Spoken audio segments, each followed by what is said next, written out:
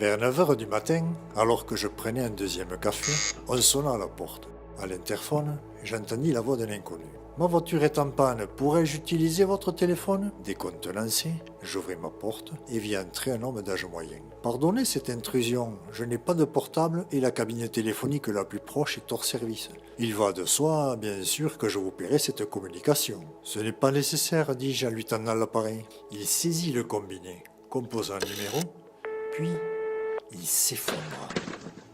Stupéfait, je me jetai auprès de lui. J'entendis une voix lointaine dire « Allô ?» dans le téléphone que j'eus le réflexe de raccrocher. Je secouai l'homme. « Monsieur, monsieur !» Il avait la bouche entrouverte et l'air ahuri. Je lui tapotai les joues. Aucune réaction. J'allai chercher un verre d'eau. J'essayai de le faire boire, en vain. Je répandis le reste du liquide sur son visage. Il ne réagit pas davantage. Je tâtai le pouls. Rien. Je m'emparai du téléphone pour appeler les secours. Quand soudain, le souvenir d'une conversation que j'avais eue la veille arrêta mon geste.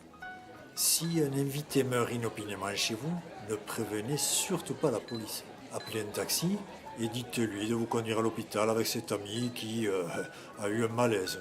Le décès sera constaté en arrivant aux urgences et vous pourrez assurer, témoin à l'appui, que l'individu a trépassé un chemin. Moyennant quoi, on vous fichera la paix. Quelle coïncidence! J'étais là, seul, avec ce cadavre inconnu. Il n'y avait personne autour de moi, aucun tiers qui attesterait de mon innocence. Il était évident que j'étais le coupable idéal. Puis, la curiosité s'empara de moi. Avais-je le droit de regarder ses papiers? Sans plus hésiter, je saisis son portefeuille dans sa poche aux poitrines. Sur sa carte d'identité, j'appris qu'il s'appelait Olaf Sildur, de nationalité suédoise. Né à Stockholm en 1967, la même année que moi. Sur la photo, il me parut aussi stupide qu'il était à présent dans son ahurissement de cadavre. Une vocation. Le portefeuille contenait aussi plusieurs coupures de gros billets. Sapristi! Où diable se rendait ce type avec une telle somme cash un samedi matin? Au point où j'en étais, je fouillais les poches de son pantalon et y trouvais les clés de sa voiture. Je voulus voir son véhicule. J'ouvris la porte et sortis sur le perron. Je remarquai plus bas dans la rue une Jaguar. Gagné. Je rentrai chez moi, où le mort m'accueillit avec discrétion. La métaphysique me suggéra, qu'hormis ma qualité de vivant, je ne différais pas tant que ça d'Olaf. Un jour, je le rattraperai au pays des Maccabées.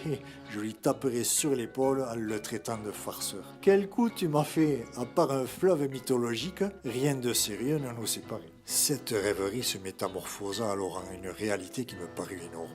Si je lui enlevais ses papiers et le laissais ici un certain temps, ce cadavre passerait pour le mien. C'est vrai que, n'ayant pas d'attache, je ne manquerais à personne. On ne s'apercevrait pas de mon trépas avant longtemps. Baptiste, lui dis-je, désormais, tu seras Baptiste Bordave, et moi, je serai Olaf Sildur. Cela me plaisait. J'y gagnais au change.